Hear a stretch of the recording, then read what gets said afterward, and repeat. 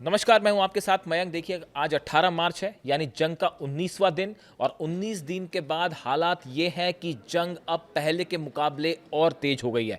पिछले 24 घंटे के अंदर जिस तरह से हमले हुए, तेहरान पर, ईरान पर बड़े हमले हुए हैं और ईरान ने भी करारा पलटवार किया है। देखिए, लगातार इजराइल में जो है वो बैलिस्टिक मिसाइल्स बरस रही हैं। इसके अलावा आप देखें कि अब ऑयल स्टेशंस जो हैं उनको निशाना बनाना शुरू कर दिया है ईरान ने। खास तौर पर जिस तरह से खग आइलैंड पर हमले हुए, उसके बाद से अब ईरान के निशाने में है ऑयल फील्ड्स। और जो हमले हुए, अगर आप देखें, जिस तरह से अरब देशों के उन स्टेशंस को निशाना बनाया गया, टैंकर्स को निशाना बनाया गया, इससे ये बात साफ है कि अब एक बार फिर जो है मामला तेल की तरफ बढ़ गया है और तेल में आग लगनी शुरू हो गई है। इराक में ऑयल फील्ड्स पर हमला, शारजा में अमेरिकी टैंकर पर हमला, दुबई में फ्यूल स्टोरेज पर हमला और ओमान की खाड़ी में तेल टैंकर पर हमला। आप देखिए, नेचर ऑफ अटैक्स ये बता रहे हैं कि मामला एक बार फिर जो है वो तेल को लेकर आगे बढ़ रहा है। अब देखिए, इसी बीच कुछ बड़ी खबरें आई हैं जो पर्दे के पीछे बड़े डेवलपमेंट्स हुए हैं। बताया ये जा रहा है कि दो देश, अभी पूरी तरह से उनके नाम साफ नहीं हैं, दो देश ऐसे रहे जो पिछले 24 से 48 घंटे में लगातार ये कोशिश करते रहे कि किसी तरह से सीज फायर हो जाए, किसी तरह से ईरान को रोका जाए। खबरें ये भी हैं कि अमेरिका की तरफ से भी बैकडोर से इस तरह की कोशिशें शुरू हो गई हैं कि किसी तरह से ईरान को रोका जाए। भले डोनाल्ड ट्रंप कुछ कहें, भले इस तरह से बयान आते रहे इजराइल के कि जंग जारी रहेगी, लेकिन हकीकत यह है अमेरिका को और इजराइल को बड़ा नुकसान उठाना पड़ा है 19 दिन की इस जंग के बीच। और इसीलिए पर्दे के पीछे से कोशिशें हो रही थी कि किसी तरह से ईरान को रोका जाए। लेकिन जो खबरें आई, ईरान के नए सुप्रीम लीडर ने यह अनाउंसमेंट कर दिया है, साफ निर्देश दे दिए हैं कि ईरान सीज फायर नहीं करेगा। ईरान की तरफ से किसी तरह के किसी समझौते के प्रस्ताव को स्वीकार नहीं किया जाएगा। जंग आखिरी सांस तक लड़ी जाएगी। ये सेंटेंस और ये बताया जा रहा है कि ये स्टैंड ईरान के नए सुप्रीम लीडर मुज्तबा खामेनी की तरफ से साफ कर दिया गया है। देखिए, इसी बीच दो बड़े डेवलपमेंट और हैं, एक रूस की तरफ से और एक चीन की तरफ से। पिछले 24 घंटे के अंदर रूस ने अपना स्टैंड ईरान को लेकर क्लियर किया है और क्लियर ही नहीं किया, बड़ा सख्त मैसेज गया है अमेरिका को। देखिए, जो रूस के विदेश मंत्री हैं लावरोव, उनकी तरफ से कई बड़े बयान आए हैं इस पूरे जंग को लेकर। देखिए, उन्होंने क्या क्या कहा, ये बड़े ध्यान से समझिए। उन्होंने पहली बात ये कहा कि ये 18-19 दिन की जो जंग हो गई है, इसका अब तक कोई नतीजा नहीं निकला है। अमेरिका जो सत्ता परिवर्तन की कोशिश कर रहा था वो फेल हो गई है। ये कौन कह रहा है? रूस के विदेश मंत्री कह रहे हैं। इस बात को समझिए आप। लावरोव जो है, ये उनके शब्द में बता रहा हूं, उनके पॉइंट्स बता रहा हूं। लावरोव, रूस ये कह रहे हैं, रूस ये कह रहा है कि जो अमेरिका सत्ता परिवर्तन की कोशिश कर रहा था वो पूरी तरह से फेल हो गई है, नाकामयाब हो गई है। 18-19 दिन की जंग का कोई नतीजा नहीं निकला। दूसरी बात, तीसरी बात वो कह रहे हैं कि इस जंग में इजराइल को बहुत बड़ा नुकसान हुआ है। ये बात रूस कह रहा है। चौथी बात, मिडिल ईस्ट में अमेरिका के कई बेस पूरी तरह से तबाह हो गए हैं। ये बात रूस कह रहा है। पांचवी बात, ईरान के लोग सरकार के साथ हैं। ईरान में अब लोग पहले से ज़्यादा एकजुट हैं। ये बात रूस की तरफ से कही जा रही है। मैं बार बार एम्फेसाइज कर रहा हूं कि ये मेरा बयान या किसी और का बयान नहीं है, ये रूस का बयान है और इसके मायने भी हैं। इसके अलावा एक बड़ी इंटरेस्टिंग बात रूस की तरफ से कही गई कि अरब देशों को अमेरिका ने इस जंग में झोंक दिया। अरब देश जंग नहीं करना चाहते थे, लेकिन अमेरिका ने अपने फायदे के लिए अरब देशों को जंग में झोंक रखा है। यह बयान है रूस के विदेश मंत्री का।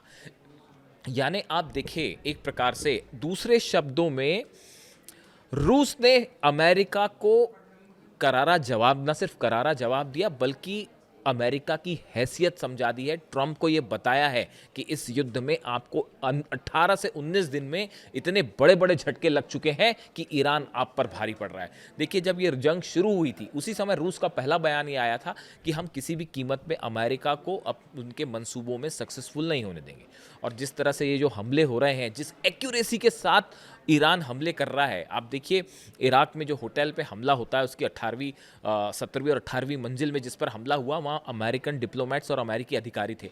ड्रोन आता है उस बिल्डिंग पर एग्जैक्ट हिट करता है। यानी आप देखिए कितनी एक्यूरेसी के साथ हमले हुए। बहरीन में नेवल बेस जो है वो पूरी तरह से तबाह हो गया। अल उदैद में जो नेविगेशन डोम लगा हुआ था वो पूरी तरह से तबाह हो गया। यानी ये जो हमले हो रहे हैं बड़े प्रिसाइज और सटीक हमले हो रहे हैं। बड़ी साफ बात है रूस और ईरान का जो सैटेलाइट्स हैं वो इसमें मदद कर रहे हैं, नेविगेशन सिस्टम जो है वो मदद कर रहा है। ये बात पहले से ही साफ थी, ये बात अब अमेरिका को भी समझ में आ गई है और इसकी वजह से बड़ी तबाही झेलने को मिली है। इस बीच देखिए रूस की अगर हम बात करें, रूस उन देशों में पहला देश साबित हुआ है जिसने ईरान की मदद के लिए 13 टन इमरजेंसी मेडिकल सप्लाईज भेजे हैं। और ये कैसे भेजे गए?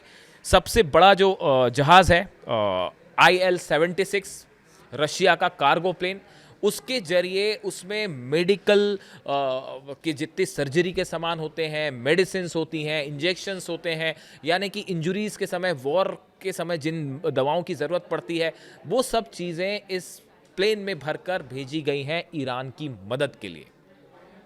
ये कैसे गई हैं? देखिए Azerbaijan, Russia has delivered more than 13 tons of emergency medical supplies to Iran via Azerbaijan as the ongoing conflict between Iran and United States and Israel intensified. जैसे जैसे जंग बढ़ती जा रही है मदद के लिए रूस सामने आया है। The aid package consisting primarily of medicine and essential hospital equipment was dispatched on the direct orders of president Vladimir Putin. ये पूरे मदद की जो सामग्री भेजी गई है ये खुद रूस के राष्ट्रपति व्लादिमीर पुतिन ने आदेश दिया कि ईरान की मदद करिए और जितनी दवाइयाँ चाहिए, जितने सर्जरी के इक्विपमेंट्स चाहिए, जो जो चीज़ चाहिए वो भेजी जाए।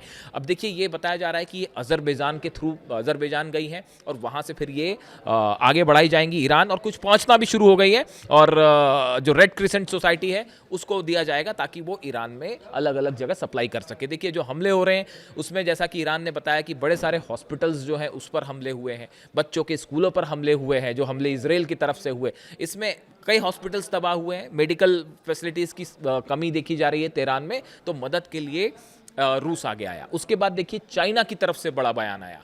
चाइना ने भी ऐलान कर दिया है कि हम ईरान की मेडिकल मदद के लिए तैयार हैं और हम अपनी राहत सामग्री जो है वो फौरन ईरान को भेज रहे हैं। ये बयान आया है। China said It will provide humanitarian assistance to West Asia countries including Iran and Lebanon। चीन की तरफ से ये कहा गया है कि हम ईरान और लेबनान को जितनी भी मानवीय सहायता है वो प्रोवाइड करेंगे, मेडिसिन प्रोवाइड करेंगे, और चाइना भी इसके लिए अपना प्लेन भेज रहा है।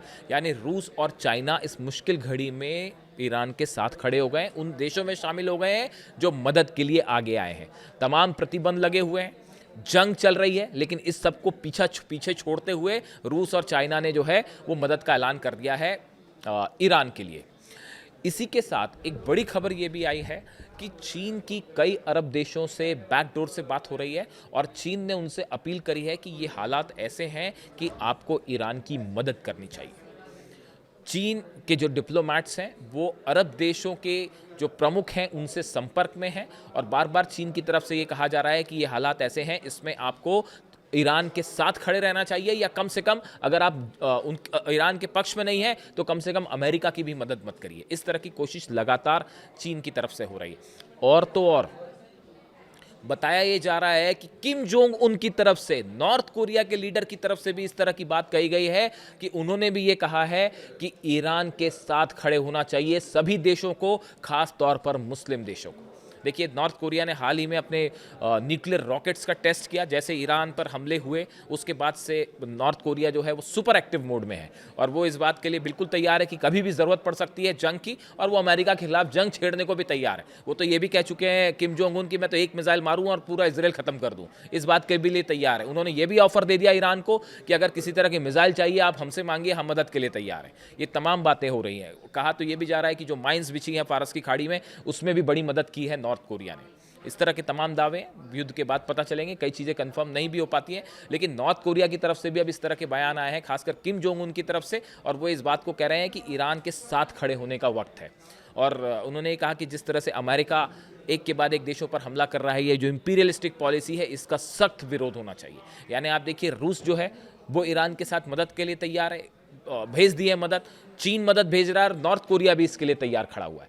यानी आप देखिए, अगर हम ये 19 दिन का हिसाब देखें, इजराइल पर बीती रात एक बार फिर जबरदस्त हमले हुए। इजराइल का आप अपडेट दीजिए, मैंने आपको कल बताया था, अपडेट दूं आपको कि मैंने आपको कल ही बताया था वीडियो में कि अब ईरान की तरफ से जो मिसाइल्स फायर हो रही हैं वो ईरान अपनी बदल बदल के मिसाइल्स का इस्तेमाल कर रहा है। कभी सेजिल मिसाइल फायर हो रही है, उसके अलावा जो है वो खैबर मिसाइल्स फायर हो रही हैं, कद्र मिसाइल फायर हो रही है, ऐसे करके फतेह 2 फायर हो रही है। यानी ईरान ने एक बड़ा मोर्चा खोल रखा है इजराइल के अलग अलग शहरों को टारगेट करते हुए। और इजराइल में बताया जा रहा है कि जिस तरह से ईरान पर हमले हुए, बिल्कुल उसी तर्ज पर इजराइल पर भी हमले हो रहे हैं। हर उस बिल्डिंग को निशाना बनाया जा रहा है जो कि गवर्नमेंट की बड़ी स्ट्रैटेजिक लोकेशन है, या फिर पॉलिटिकल लीडरशिप है उनको निशाना बनाया जा रहा है, या फिर जो आर्मी से जुड़े बेसिस हैं या आर्मी के बड़े अधिकारी हैं इनको निशाना बनाया जा रहा है। जिस तरह से इजराइल ने हमले किए उसी का जवाब देखिए, एक बड़ा हमला परसों हुआ, जैसा कि इजराइल के रक्षा मंत्री कार्ट्स ने दावा किया कि बड़ा हमला इजराइल ने किया। उसके बाद ईरान की तरफ से करारा जवाब मिला और मिसाइल की बौछार कर दी गई। रात भर इजराइल पर जो है वो मिसाइल बरसती रही है और डिफेंस सिस्टम लगातार खत्म हो रहे हैं अमेरिका के और इजराइल के। ऐसे में हालात ये हैं कि जंग अब और तेजी से आगे बढ़ गई। देखिए, इसकी एक बड़ी वजह और है, जिस तरह से फारस की खाड़ी का जिक्र हो रहा था कि अमेरिका जो है अपने सोल्जर्स मरीन्स वहाँ भेज सकता है, ये एक आसान ऑपरेशन नहीं होगा। और ये जो हमले एक बार फिर से हवाई हमले शुरू हुए हैं, अगर आप इस बात को गौर करें, एक बार फिर से अमेरिका और इजराइल ने हवाई हमले तेज कर दिए हैं। इसकी बड़ी वजह है कि जो फारस की खाड़ी वाले ऑपरेशन का प्लान था वो फिलहाल फेल होता दिखाई दे रहा है। जो प्लान अमेरिका ने या ट्रंप ने तैयार किया था कि फारस की खाड़ी का जो एंटर पॉइंट है, एग्जिट पॉइंट है, उस पर कब्जा किया जाएगा, आसपास के इलाकों में बम्बार्डमेंट किया जाएगा, फिर मरीन्स भेजे जाएंगे, ये एक ऐसा ऑपरेशन है जो एक्सपर्ट्स ने बताया डोनाल्ड ट्रंप को, जो सफल होना बेहद मुश्किल है और बड़ी कैजुअलिटी हो जाएगी सोल्जर्स की। इसलिए एक बार फिर जो है वो ये कोशिश शुरू हो गई है कि ईरान की जो लीडरशिप है उसको नुकसान पहुंचाया जाए, जो फैसले ले लें अधिकारी उनको नुकसान पहुंचाया जाए। लेकिन ये बात अभी तक अमेरिका को समझ में नहीं आई है कि अगर एक लीडर को आप निशाना बनाएंगे तो उसके पीछे 2-3 लेवल की लीडरशिप पहले से ही तैयार है उस पोस्ट के लिए। और ये पॉलिसी कभी सक्सेसफुल नहीं होगी कि आप एक लीडर को नुकसान पहुंचाएं। वहाँ एक बड़ी संख्या है लीडर्स की और IRGC ईरान की सेना के हाथ में अब कमान है और IRGC को पहले से ही क्लियर कर दिया गया है सेना को कि किस तरह से हमले करने हैं। आप पॉलिटिकल लीडरशिप पर हमले करते रहिए, उसका कोई नतीजा नहीं होगा। 31 यूनिट्स में सेना डिवाइडेड है, सब कमांडर्स अलग अलग तय हैं और वो अपनी मिसाइल्स और ड्रोन्स लगातार फायर कर रहे हैं। इस बीच खबर ये भी है कि हर दिन इस जंग के बीच में हर दिन 200 से 300 ड्रोन रोज मैन्युफैक्चर कर रहा है ईरान। यानी वो ड्रोन्स बनाने की इंडस्ट्री है वो अलग काम कर रही है। जैसे जैसे इस्तेमाल होते जा रहे हैं ड्रोन, वैसे वैसे बनते भी जा रहे हैं और हर दिन 250 से 300 ड्रोन, शायद 136 ड्रोन बनकर तैयार हो रहे हैं। एक लंबी जंग की तैयारी है ईरान की, ये इतनी आसानी से ख़त्म नहीं होगी। और नए सुप्रीम लीडर के इस ऐलान के बाद कि ईरान सीज फायर नहीं करेगा, जो संदेश शायद रूस से आया है, इस बारे में भी कुछ कहा नहीं जा सकता, लेकिन हो सकता है रूस से आया हो संदेश, लेकिन संदेश बड़ा साफ है और क्लियर है, जंग नहीं रुकेगी। इससे जुड़ा जो भी अपडेट है आप तक पहुंचाऊंगा। वीडियो कैसा लगा कमेंट करके ज़रूर बताइए। Thank you so much.